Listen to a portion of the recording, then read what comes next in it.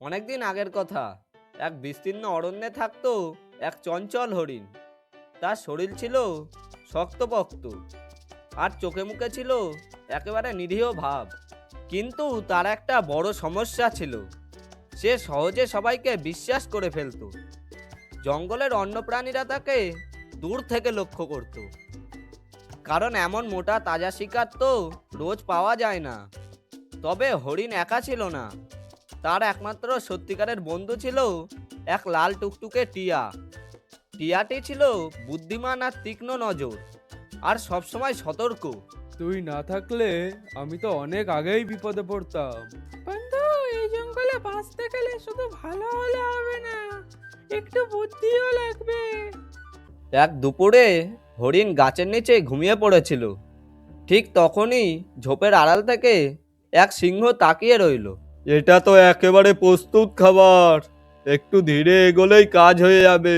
সে নিঃশব্দে এগোতে লাগলো, কিন্তু আকাশে উঠতে থাকা টিয়া সব দেখে ফেললো। বন্ধু, উঠে পড়, বিপদ আসছে। হরিণ এক লাফে উঠে প্রাণপণে দৌড় দিল। সিংহ হতাশ হয়ে দাঁড়িয়ে রইল। এইভাবে বারবার টিয়াটি তার বন্ধুকে বিপদ থেকে বাঁচালো।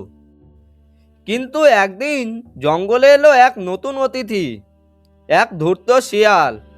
সে দূর থেকে হরিণকে দেখে মনে করলো, শক্তিতে পারবো না, কিন্তু বুদ্ধিতে অবশ্যই পারবো।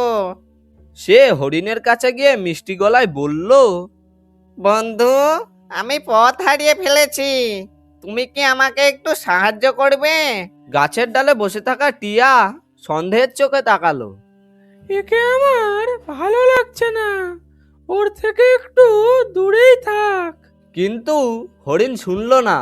সবাইকে সন্দেহ করা ঠিক না বন্ধু, ও তো শুধু সাহায্যই চাইছে।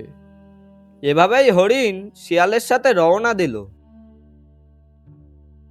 কিছু দূর এগিয়ে তারা পৌঁছলো এক খোলা জমিতে। সেখানে ছিল পাকা ভুট্টার ক্ষেত, আর চারপাশে লুকিয়ে রাখা ছিল জাল। শিয়ালের চোখ চকচক করে উঠল। সে বলল, এই তো সুযোগ, তুমি তো ক্লান্ত, ওই ভুট্টা খেয়ে নাও, আমি এখানে অপেক্ষা করছি।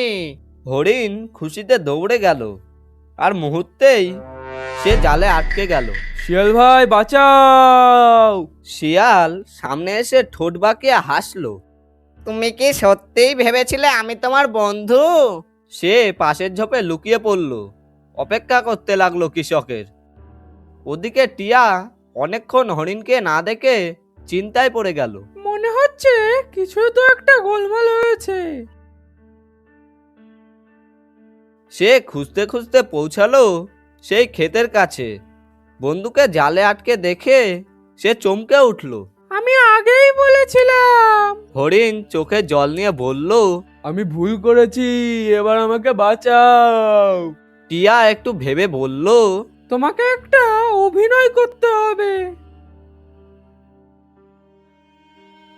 কিছুক্ষণ পর কৃষক এলো। হরিণ তখন একেবারে নিথর হয়ে পড়ে রইল। মনে হচ্ছে মরে গেছে। কৃষক জাল খুলতেই হরিণ বিদ্যুতের মতো ছুটে পালালো। কৃষক রাগে লাঠি ছুঁড়ে মারল।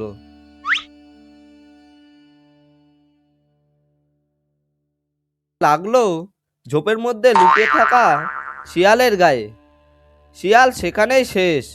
হরিণ দৌড়ে জঙ্গলে ফিরে এলো। বন্ধু, আজ আমি সত্যিই বড় ভুল করেছিলাম। ভালো মানুষ হও, কিন্তু অন্ধবিশ্বাস করো না। এরপর থেকে তারা আরো সতর্ক হয়ে একসাথে থাকতে লাগলো। সাবস্ক্রাইব করুন AM কার্টুন স্টুডিওকে আরো নতুন নতুন ভিডিও পাওয়ার জন্য।